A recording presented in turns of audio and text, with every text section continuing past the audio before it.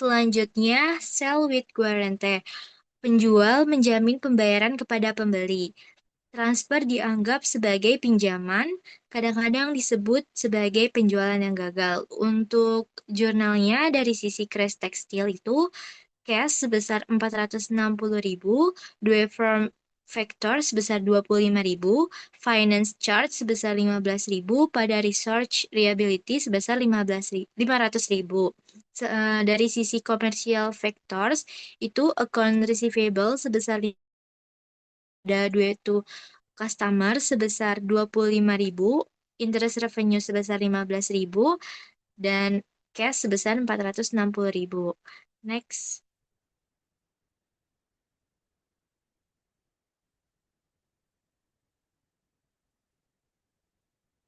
Secured borrowing, ilustrasinya pada tanggal 1 Maret 2019, Mills menyediakan menggunakan piutang sebagai jaminan dalam transaksi peminjaman. Piutang usahanya sebesar $700 kepada Sinobank sebagai jaminan untuk wesel sebesar $500. Mills terus menagih piutang tersebut. Debitur rekening tidak diberitahu tentang kesepakatan tersebut. Citibank mengenakan biaya keuangan sebesar 1% dari piutang usaha dan bunga atas wesel sebesar 12%. Mills melakukan pembayaran bulanan kepada bank atas semua uang tunai yang diterima dari piutang tersebut. Boleh di next. Untuk jurnalnya, yang pertama, transfer of account receivable and issuance of notes on March 1, 2019 pada sisi Meng Mills itu dicatat cash sebesar 493.000, interest expense sebesar 7.000, pada notes payable sebesar 500.000. Sedangkan dari sisi Sinobank itu notes receivable sebesar 500.000, pada interest revenue sebesar 7.000, dan cash sebesar 493.000. Yang kedua itu journal collection in March of 440.000 of accounts less cash discount of 6.000 plus receive of 14.000 sales return. Itu dari sisi Mills dicatat eh, cash sebesar 434.000, sales discount 6.000, sales return and allowance itu 14.000, pada account receivable sebesar 454.000. Sedangkan dari sisi Sinobank itu tidak di jurnal. Yang ketiga, remind March collection plus accrued interest to the bank on April 1, 2019 pada sisi Mills itu dicatat sebagai interest expense sebesar 5.000,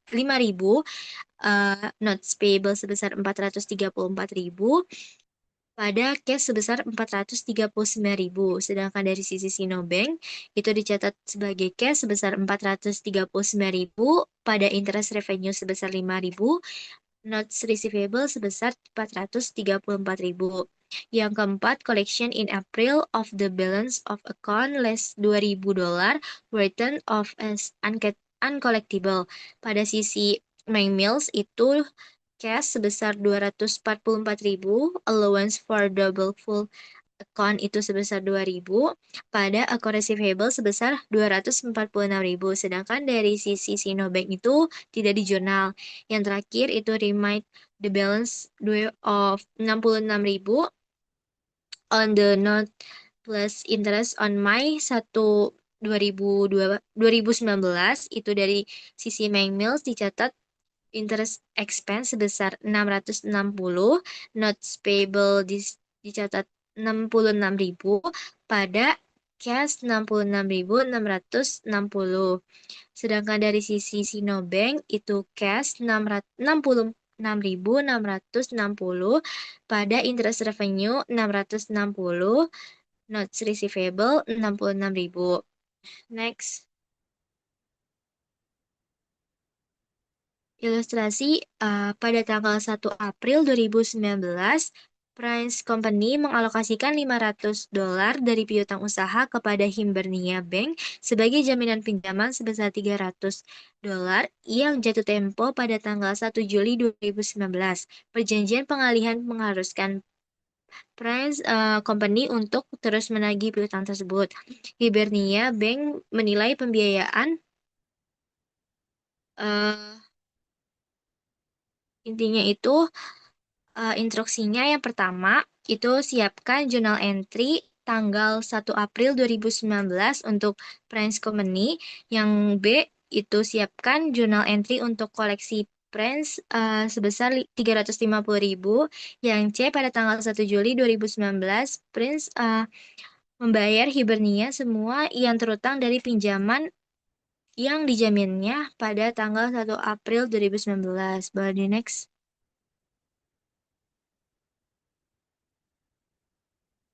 Untuk jurnalnya yang A itu cash sebesar 290.000, finance charge sebesar 10.000, pada notes payable sebesar 300.000. Yang B cash sebesar 350.000 pada account receivable sebesar 350.000. Yang C notes payable sebesar 300.000, interest expense sebesar 7.500, pada cash sebesar 307.500. Boleh di next. Slide ini adalah ringkasan materi dari transfer piutang yang sudah dijelaskan di slide sebelumnya. Boleh di next. Dari slide ini dijelaskan aturan umum dalam menyajikan piutang. Jadi perusahaan harus memisahkan piutang sesuai kategorinya. Misalnya piutang usaha dan non-usaha atau jangka pendek dan jangka panjang. Lalu perusahaan juga wajib menampilkan cadangan kerugian piutang, mengungkapkan nilai wajarnya, serta memberikan informasi tentang risiko kredit yang ada. Kalau ada piutang yang dijadikan jaminan atau konsentrasi risiko besar ke satu pelanggan, itu juga harus diungkapkan dengan jelas dalam laporan keuangan. Boleh di next. Analisis piutang ilustrasinya eh, LVMH Group melaporkan penjualan bersih tahun 2015 sebesar 35.664.000 dengan saldo piutang awal dan akhir masing-masing sebesar 2.274 juta dan 2.521 juta. Perhitungan perputaran piutang adalah sebagai berikut. Jadi untuk analisis piutang ini, itu rumusnya net sales dibagi average trade receivable. Jadi 35.664 juta dibagi 2.274 ditambah 2.521. Jadi tuh yang bawahnya itu 2.274 itu ditambah dulu dengan 2.521 baru dibagi 2. Jadi hasilnya nanti 35.664 itu dibagi dengan hasil yang tadi sudah dicari, yaitu 14,9 times. Rasio perputaran piutang dihitung, jadi itu dengan membagi penjualan bersih dengan rata-rata piutangnya yang tadi udah dijelasin, artinya dalam setahun perusahaan bisa menagih piutangnya hampir 15 kali. Boleh di next. Nah, fungsinya itu untuk mengukur seberapa cepat piutang ditagih, rasionya tinggi. Jadi kalau rasionya tinggi itu piutang cepat tertagih, positif untuk arus kas. Tapi kalau rasionya rendah, itu piutang lama tertagih, berisiko menumpuk. Boleh di next.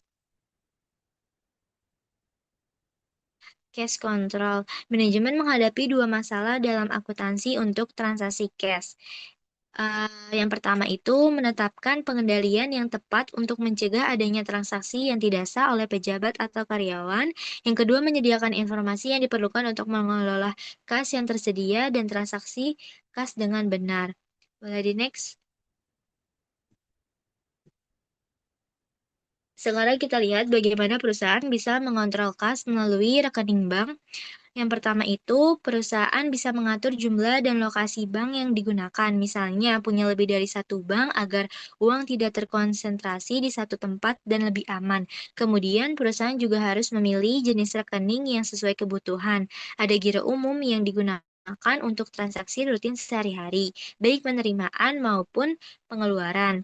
Ada juga collection float, rekening yang digunakan untuk menunda pencatatan sementara. Ini membantu perusahaan mengatur arus kas masuk dengan lebih baik. Selanjutnya itu lockbox. Ini rekening khusus di bank di mana pelanggan langsung mengirim pembayaran. Dengan cara ini, pencairan lebih cepat dan risiko kehilangan uang lebih rendah. Yang terakhir ada impress account, rekening dengan saldo tetap yang biasanya digunakan untuk pengeluaran kecil sehari-hari.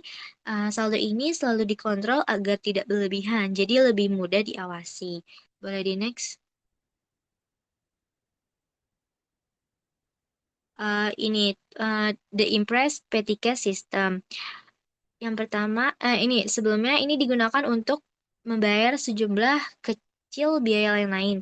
Stepnya yang pertama itu mencatat transfer 300 ke petty cash. Itu jurnalnya petty cash sebesar 300 pada cash 300. Yang kedua, petty cash custodian mendapatkan tanda terima yang ditandatangani dari setiap orang yang menerima uang tunai.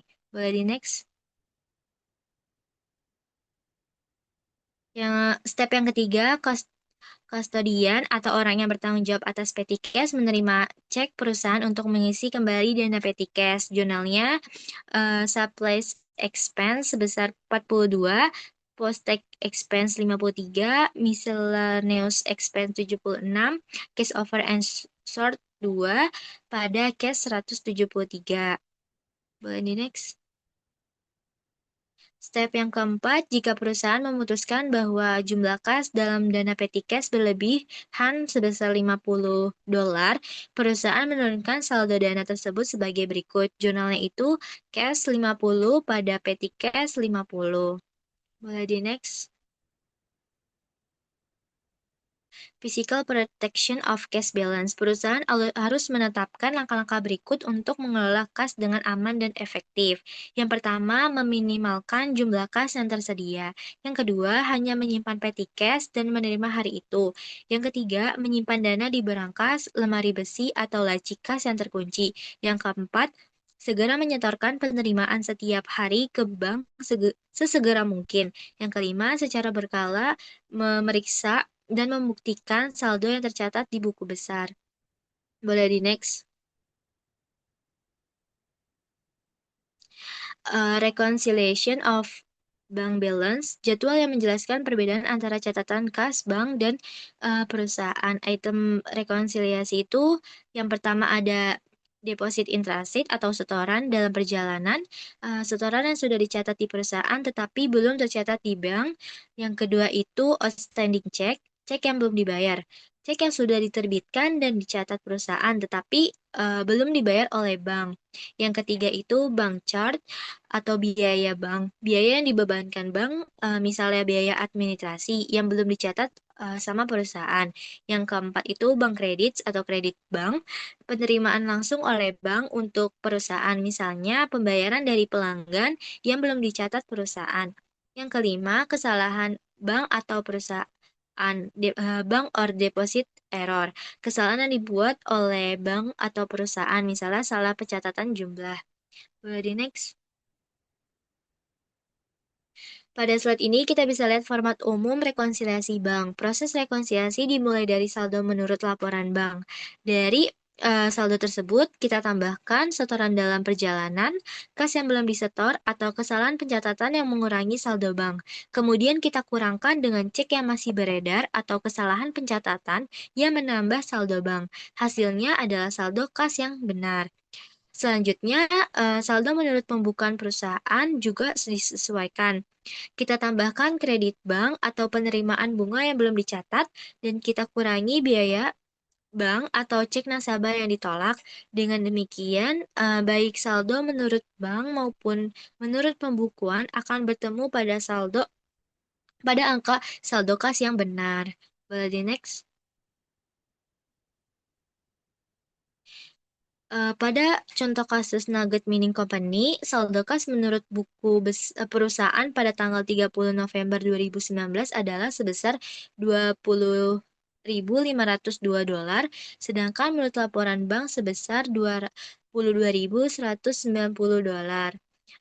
Dari hasil pemeriksaan ditemukan beberapa perbedaan di antaranya. Pertama, ada setoran sebesar $3.680 yang belum muncul di laporan bank. Kedua, Terdapat cek beredar dengan nilai $150, $4.820, dan $31. Ketiga, bunga obligasi sebesar $600 sudah dicatat oleh bank namun belum tercatat di buku perusahaan. Keempat, biaya administrasi bank sebesar $18 belum dicatat oleh perusahaan. Kelima, salah satu cek pelanggan sebesar $220 ditolak bank karena saldo tidak cukup. Keenam, terdapat kesalahan pencatatan cek nomor 7.322 yang seharusnya $131 tetapi tercatat menjadi $311 sehingga kelebihan $180. Dan terakhir, bank melakukan kesalahan dengan membebankan cek $175 yang seharusnya milik perusahaan lain. Boleh di next? Nah, dimulai dari saldo menurut laporan bank sebesar $22.190, kita tambahkan setoran dalam perjalanan sebesar $3.680, lalu kita kurangi cek beredar dengan total $5.001. Terakhir kita tambahkan kembali koreksi kesalahan bank sebesar $175. Hasilnya saldo kas yang benar adalah $21.044. Sementara itu dari sisi buku perusahaan, saldo awal adalah $20.502. Kita tambahkan bunga obligasi sebesar $600 dan koreksi kesalahan cek nomor 7.322 sebesar $180. Total penambahan adalah $780. Kemudian kita kurangi biaya bank sebesar $18 dan cek nasabah yang ditolak sebesar $220. Total pengurangan adalah $238. Dengan demikian, saldo kas yang benar menurut buku adalah $21.044. Dari hasil ini bisa dilihat bahwa saldo menurut bank dan saldo menurut buku sudah sama, yaitu $21.044. Boleh di next? Setelah rekonsiliasi selesai, perusahaan juga harus membuat jurnal penyesuaian. Yang pertama, mencatat bunga obligasi sebesar $600 dengan mendebit kas dan mengkredit interest revenue. Kedua, melakukan koreksi atas cek nomor 7.322 sebesar $180 dengan mendebit cash dan mengkredit account payable. Ketiga, mencatat biaya bank sebesar $18 dengan mendebit office expense dan mengkredit cash. Dan terakhir, mencatat cek nasabah yang ditolak sebesar $220 dengan mendebit account receivable dan mengkredit cash. Dengan penyesuaian ini, catatan pembukuan perusahaan menjadi sama dengan saldo kas yang benar hasil rekonsiliasi. Boleh di next? Demikian presentasi dari kelompok 4. Semoga apa yang kami sampaikan bisa bermanfaat. Terima kasih. Amin. Wassalamualaikum Terima warahmatullahi kasih. wabarakatuh.